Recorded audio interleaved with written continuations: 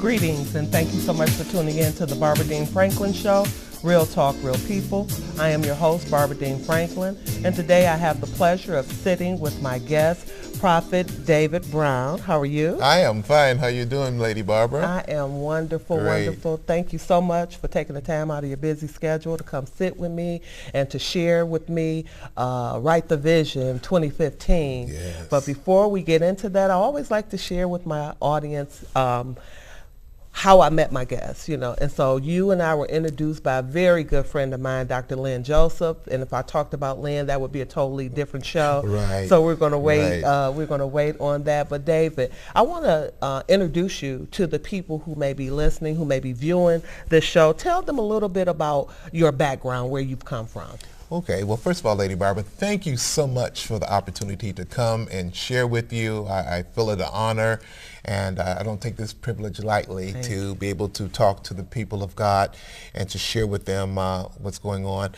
A little bit about myself. I was born and reared here in Detroit, Michigan, and I went to college in Ohio, and then from there I moved from Dayton to Denver, Colorado, where I pastored a small church, and I was once the music pastor for Bishop Dennis Leonard and the Heritage Christian Center. But the Lord brought me back to this area in 2009. But I want to say that I had received a call to ministry while I was in college, and I followed up with that call with attendance to where I attended United Theological Seminary in Dayton, Ohio. I was ordained and went forth from there. Okay. So. Now, David, I want to talk a little bit about your, when you're called, because I know probably a lot of people struggle with that. Is God calling me, or am I saying myself that this is the call on my life? So how did you know that that it was God that was calling you? Just to share with somebody who is struggling. Wow. Let me say it this way. Everyone is called. All right. It's just the level and what they're called to. That's where it comes in. I knew I was called, but I had no idea when God called me. I knew I was called to ministry. But I had no idea where that calling was going to take me. And I did not know until 1998 that God was calling me to the prophetic ministry. That was totally foreign to me. I had no idea, didn't know what was going on. I was pastoring a church at the time. And I knew the voice of God, but not like I know it now. So it came through prayer. It came through reading God's word. It came through people that would recognize the call upon my life. It came through leadership confirming what God was doing in my life, because 2 to 3 years between the pastorate and the prophetic ministry, literally it was crazy because I had no idea what God was doing. But through the word of God, through leadership, through prophets and apostles that never laid eyes on me, began to prophesy into my life.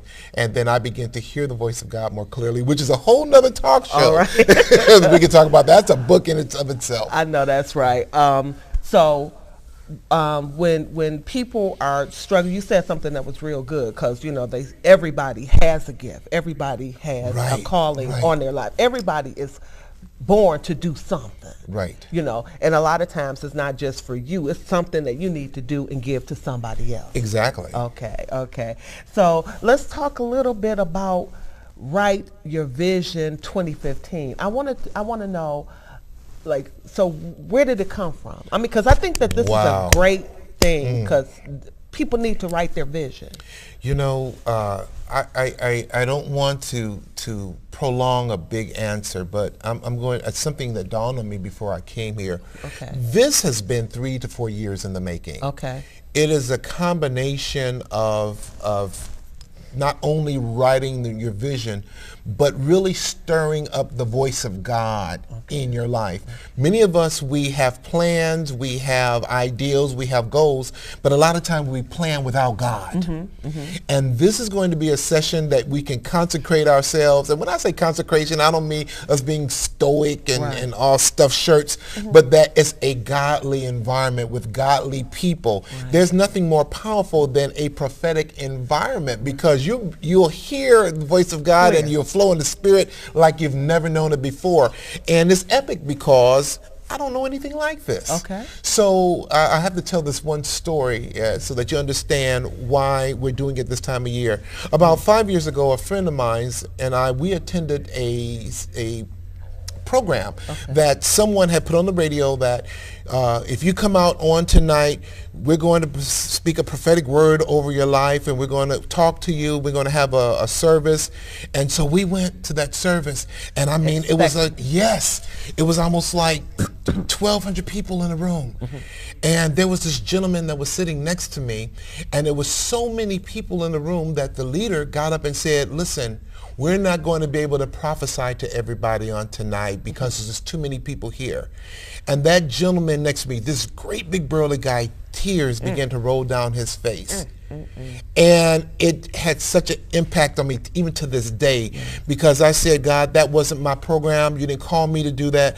But if you ever call me, I'm going to assure that anybody that is looking for a word from God, I don't care if it's 5,000 people, they're going to speak. If it takes me all night to prophesy into their lives. But God blessed me to bring a group of the sharpest, most accurate prophets in this area. I don't even think this has ever happened before, that the prophets and the apostles are coming together to speak a word over the people so that they can write the vision that God has. See, and when you talk about writing the vision, writing your goals, writing down your dreams, there are people now that, everybody's wanted to be an entrepreneur, so even in that, that writing your vision, this is a prophetic word for such a time as this, but it helps you. It's just not about the church. I mean, you know what I'm saying? It helps in every area of your life if you write that vision and make it plain. When you go back to, to the book, Habakkuk, because God got a word. Oh, yeah.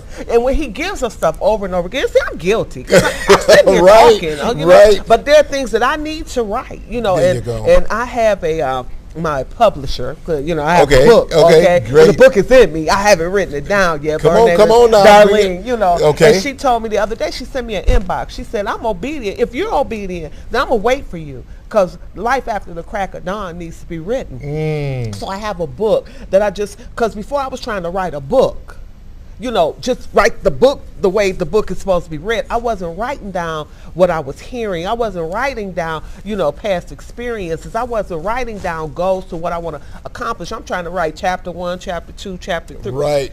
And there's a way. So as you talk about write the vision, David, what do you envision? I know you talk about the prophets coming. I know the people of God will be blessed. I know that there's a word in this. But when you started this, what is your vision? Because you had to write your vision to write the vision. Exactly. Okay. Well, let me first start off by saying that this is the first, I want to call, installment into the introduction of what we call the marketplace prophets. All right. Everybody is not going to be behind the pulpit preaching, even though we need preaching. I'm a preacher. I love good preaching. I love good singing. I'm a worship leader. However, after Sunday, we need to do something on Monday morning. Corporate needs the division. That's what I'm talking about. Exactly. Joseph was a marketplace prophet. His role was not in the church. His calling was to government officials. His calling was to CEOs. His calling was to leaders. His calling was to in the political arena. Joseph. Then you talk about Daniel. Daniel was not in the temple. Daniel was in the workplace. He was in the corporate ballrooms and boardrooms. So God is saying he's stirring this up. He's stirring this up in people. And so when God speaks to you, everybody's got an entrepreneur. Everybody's got something down on the inside. You're talking about writing your book. I know for a fact I'm going to have 2 publishers there that help people publish books. Because it's all about writing down what God has put in you. Most definitely. So that's what we're trying to bring out of people, that there is a vision. There is something in you, and this is going to be an environment that's going to happen. And the thing that I'm excited about is that I truly believe that there will be some takeaways, so when they come in here, like, I don't want to blow the whole, thing, but just talk about, like, what do you think some takeaways will be for people who are coming to? Well, the main takeaway is that you're going to walk away with your plan in your hand. See, I had so many, this is how this was stirred up too. So many people would tell me, okay, well, I'm going to do this. First of all, resolutions and New Year's, they may work, they may not work. But when you have a written plan that you can go down and check off the boxes during the course of the year and then look back next year, see the real thing that I'm excited about, I know that there are going to be at least 100 people that are going to be at this event that's going to write down their vision and God's going to bring it to pass within that year simply because they wrote it down. See, I gotta say this. Okay, I'm giving you some insight of the workshop. All right. When we have a vision from God, it's in our spirit. There's no building, there's no blueprint that was ever created that did not first come within the imagination or in the mind of the spirit, even when God gives it. The first step of manifestation of that vision is writing it down. There's not a building. A designer can see a building in his mind. He can see the glass. But in order for it to come together, he must write it down. And guess what? He must share that vision with somebody else who has the gifts and the ability to bring it to pass. You just said something right there. Okay, see, that's a good word right there. But let's, before we even go on, we have to tell them when it is and where it is. So tell them the date of the vision. Okay, the event is going to be on Saturday, January the 3rd, at the beginning of the year, the first Saturday. So you can, we're going to start the year off right. You hear what I'm saying? Amen. Saturday, January the 3rd, 2015, at the beautiful and spacious Banquet Center of the Greater Grace Temple on 7 Mile near Telegraph on Detroit's far northwest side. State-of-the-art facility. I've spoken with Bishop Ellis. I've spoken with Lady Chrisette, and they are excited about this as I am. They said, this is powerful. And I said, well, this is what God has given me. So it's set in stone. If you want more information, there's a phone number you can call, 248-905-1294. Again, that's 248-905-1294 for more information. And you know what? As I sit here, I think about the amount of monies that I've paid to write a business plan that I've never written. Oh my goodness. That I've attempted, but I've never completed, because people, they'll put you in a class and they'll tell you, come here, you'll write your business plan, but then they kind of just leave you there by yourself. I envision that as you do this class and you have people write their vision down, that, they'll be able to open to freely, even in the midst of fear, to be able to share and write what it is that they want to do, even afraid. Wow. Yeah, I think that's what the problem is for a lot of people. They don't write it because they don't believe it. We don't take the time to plan. We don't take the time, and that's what I'm saying. Instead of this year, instead of spending that $250 for those Jimmy Choo shoes, or that Michael Kors purse, come on now. Invest in yourself, with God. My God. The prophets will be there. The apostles will be there. We're going to sit there. You're going to have a workbook. The room is set up with a desk with paper and pencil. And we're going to walk you through each step because we have not even gotten into why plans fail. We haven't gotten into, we're going to talk about goals and objectives. We're going to talk about what happens when people plan without God as opposed to planning with God. See, a lot of us, for our lives, we're going against the grain. We'll get a lot better results when we go with the grain based upon what God has put. We're going to bring all that out. We're going to talk about core values. Because, see, you got to know who you are first. Oh, okay. Well, I'm giving up all the grapes, okay? It's like so simple, but it seems so, because until you know who you are, you can't do anything for anybody else. And what's really so awesome, this is confirmation for me because I'm hearing word after word after word after word after word that is saying the same thing. You know, we don't invest in ourselves, but we got the weaves, you know, $150. You know, we got the shoes. And we like it. Okay, I like that, but come on here. Exactly. I should be able to take and have no fear with, you know, investing in myself if I have to pay $150, $200 for something that's going to be beneficial for me. Exactly. That I could have in my hand, that I could go back and refer to over and over. It's the gift that keeps on giving, because I can always look at it. And I'll give you I'm gonna give you a little tidbit. I wasn't going to announce this until the event. Okay. Anybody that comes to the event this year, guess what? They can come again the next year. Wow. Now that's powerful. Who does that? Okay. They can come again, no registration. All right. Free registration again the next year. Because I know when they walk away, they're going to say, my life changed tremendously. I started my business. Okay. I started my business. Matter of fact, you're going to be able to implement what we talk about on Sunday morning, and then on Monday morning, and on Tuesday. So you're going to have your plan when you're going to implement it. A lot of us do stuff, but we never implement it. Yes.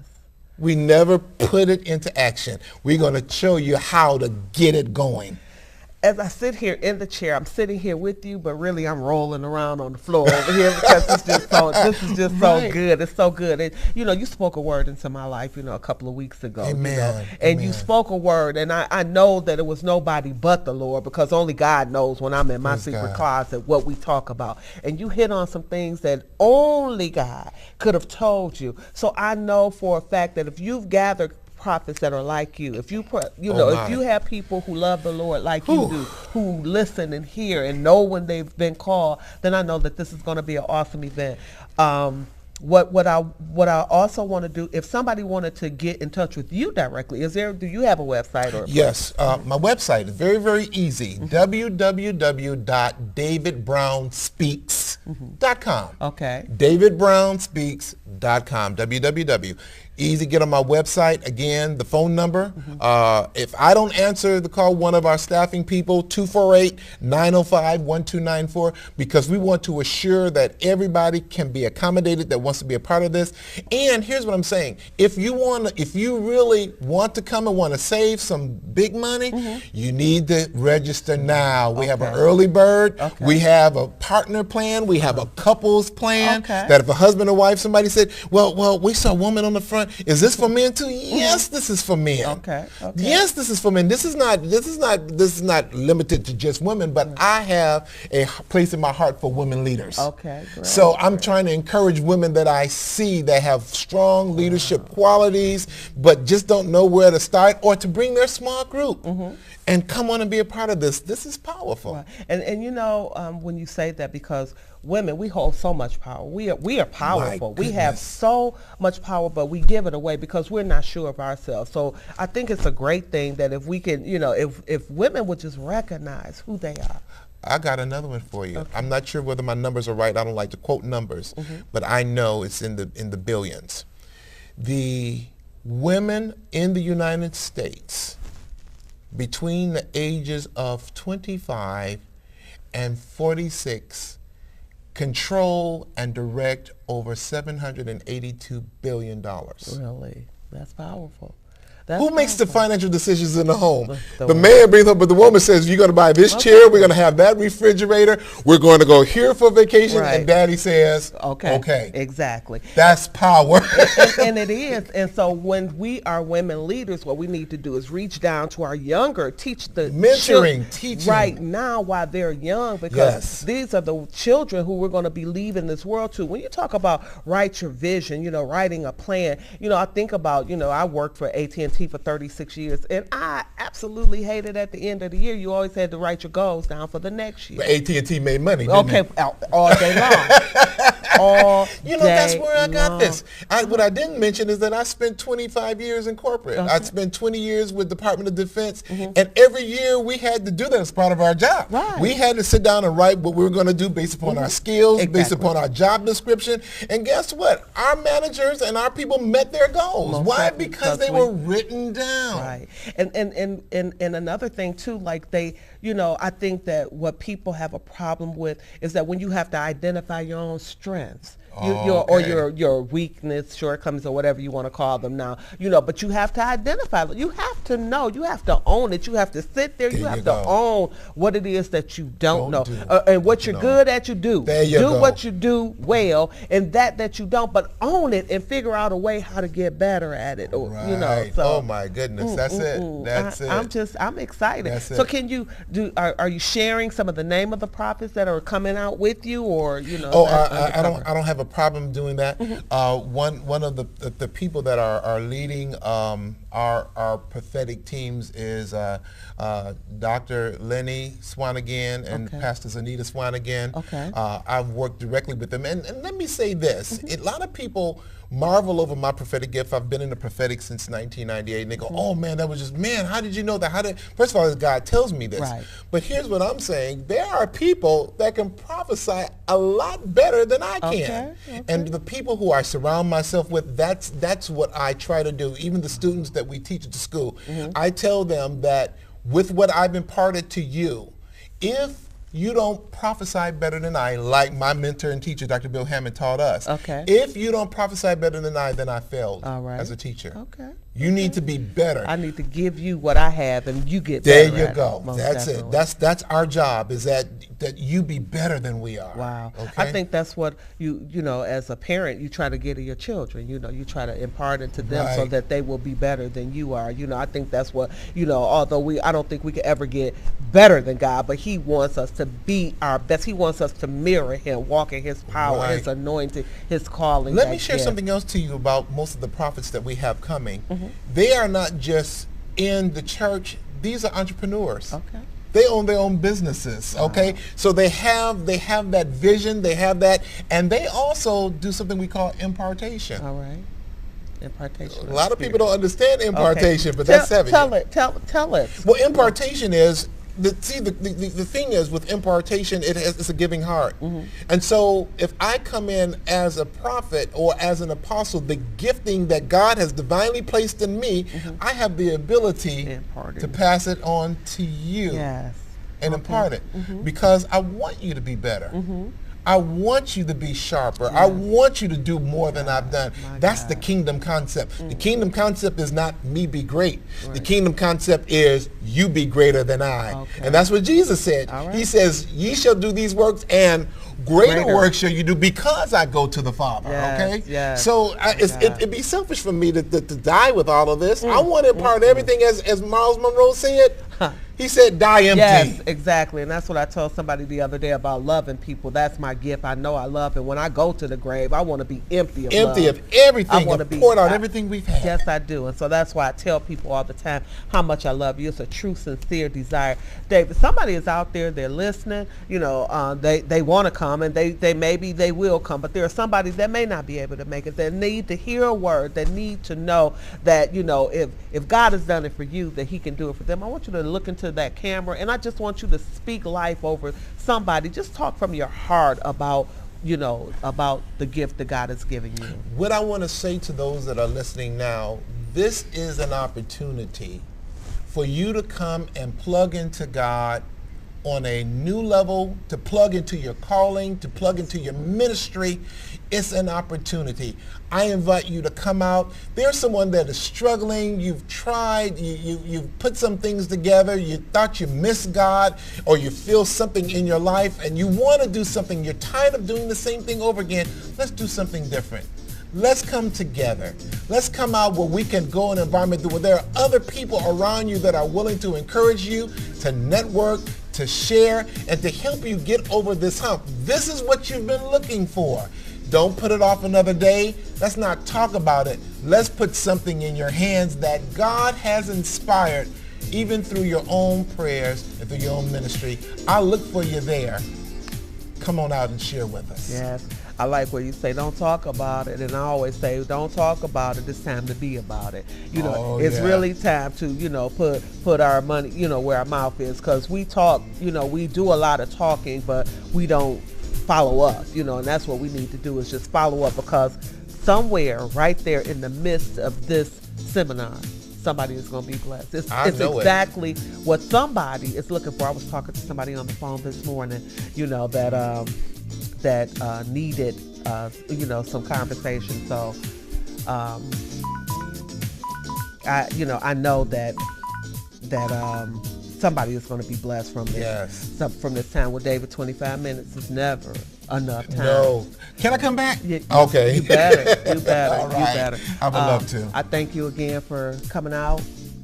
I want to say to my audience, from my beating heart to your beating heart, I love you. You understand? Okay.